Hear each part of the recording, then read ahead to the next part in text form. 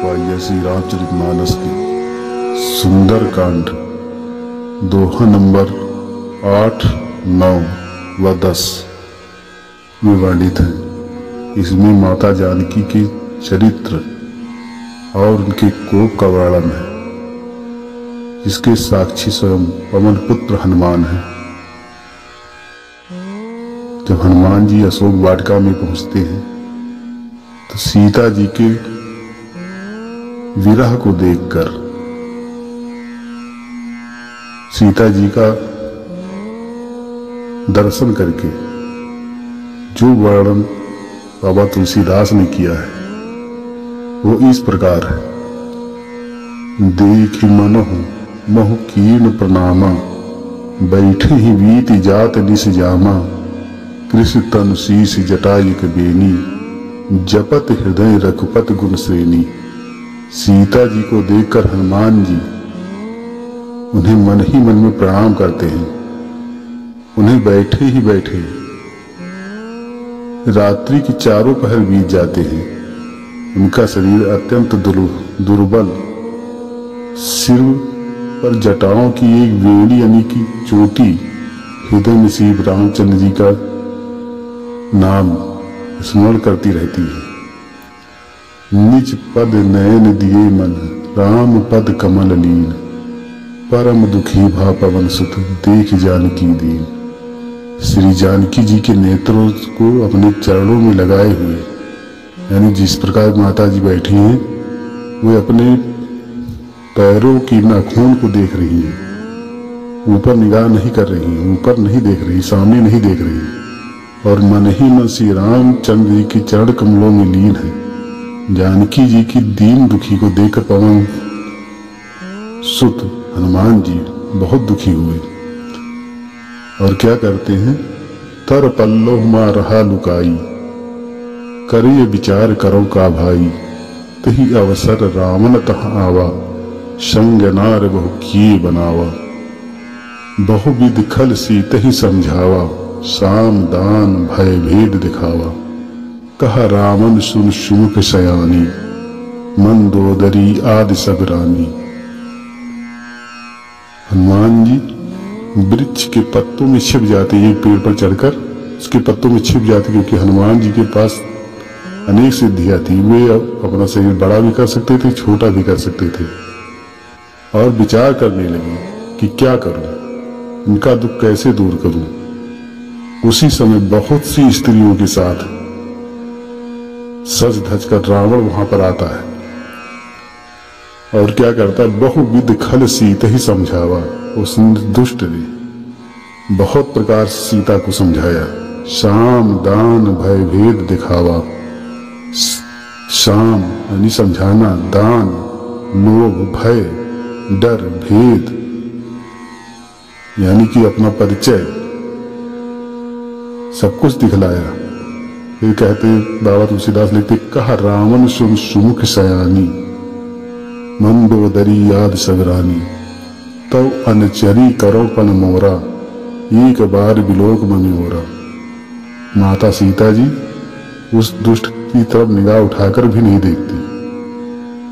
उस दुष्ट ने सीता जी को बहुत प्रकार से समझाया और कहता, हे सुमुखी, हे सयानी, सुनो, मंदोदरी याद रानियों को मैं तुम्हारी अंचुरी बना दूंगा, यानी तुम्हारी दासियां बना दूंगा। तुम केवल एक बार मेरी ओर से प्रेम से देख लो। इस पर माता जी बहुत क्रोधित हुई। तृणधरी ओट कहत बय देहि, सुमिरि अवध पद परम स्नेहि। माता जानकी जी एक तिनके की ओट लेकर, मानो उस तिनका माता जानकी और रावण के बीच की वार्ता का साक्षी हो। इस प्रकार तृणधरि ओट कहत बय देहि, सुमिरि अवध पद परम स्नेहि। उस तिनके को साक्षी माया बनाकर हृदय में श्री रामचंद्र जी के चरणों का स्मरण करके कहती है, सुन दस मुख खद्योत प्रकाशा, कबहु के नलनी करे विकासा, असमन समझ कहत जानकी, खल सुध नहीं रघुवीर बानकी। हे दसमुख दशग्रीव सुन, जुगनों के प्रकाश से कभी कमलिनियां नहीं खिला करती, ना ही दिन हुआ करता है। जानकी जी फिर कहती हैं, तू अपने लिए भी ऐसे ही मन में समझ ले, रे दुष्ट, तुझे श्री रघुवीर जी के बाण की खबर नहीं है। उनके पराक्रम का तुझे जरा सा भी भान नहीं है। उनके पराक्रम को तू नहीं जानता। सठ सूने हरियाणे ही मोही, अधम निलज्ज लाज नहीं तो ही। रे पापी, तूने मुझे सोने में हर लाया। मैं एकांत में थी, उस समय तू मुझे हर के ले आया। अगर मेरे प्रभु राम और लक्ष्मण होते, उस समय लाता, तो मैं तेरी सराहना करती। आप ही सुन खद्योत सम राम ही भान समान, परस बचन सुन काढ़ यस बोला आदि किसियान। अपने को जुगनू के समान और रामचंद्र जी के तेज को सूर्य के समान सुनकर, सीता जी के कठोर वचनों को सुनकर रावण बहुत लज्जित हुआ और गुस्से में आकर उसने अपना खड्ग निकाल लिया। रावण के खड्ग का नाम था चंद्रहास। सीता तय मम कृत अपमाना, कठिन तव सिर कठिन कृपाना, नाही तो सपद अमान मम बानी, सुन के होत नत जीवन हानि। सीता, तूने मेरा अपमान किया है, मैं तेरा सिर इसी कठोर कृपाण से चंद्रहास से काट डालूंगा, नहीं तो अब जल्द ही मेरी बात मान ले। हे सुमुखी, नहीं तो जीवन से हाथ धोना पड़ेगा। श्याम सरोज दाम सम सुंदर, प्रभु विच कर समुदस कंधर, सुभुज कंठ की तव बस घोरा, सुन सट अस प्रवान परमोरा। हे दशग्रीव, सीता जी कहती हैं, हे दशग्रीव, प्रभु की भुजा जो श्याम कमल की माला के समान सुंदर और हाथी के सुंड के समान पुष्ट वाली बलशाली है, या तो वह भुजा ही मेरे कंठ में पड़ेगी या तेरी तलवार। रेसठ सुनिए, ही मेरा सच्चा प्रण है। और चंद्रहास जो रावण की तलवार थी, उससे विनय करती है। चंद्रहास हरमम परितापम, रघुपति विरह अनल संजातम, शीतल निशत बहस बरधारा, कह सीता हरमम दुखभारा। सीता जी कहती है, हे चंद्रहास तलवार, तेरा स्वभाव अत्यंत शीतल है, तू मेरा वध कर दे। मेरे शरीर से जो अग्नि उत्पन्न हो रही विरह की, रघुनाथ जी की विरह में जो अग्नि उत्पन्न हो रही है, उससे अतिशीघ्र दूर कर दे। यहां पर सीता जी बार बार चंद्रहास से विनय की और रावण लज्जित होकर फिर सीता माता को मारने के लिए झपटता है, दौड़ता है। लेकिन मैं तनया यानी मंदोदरी ने आकर रावण को समझाया कि एक नारी का वध आपके लिए उचित नहीं है। आपको मालूम है सीता माता को क्रोध सबसे ज्यादा कब आया था?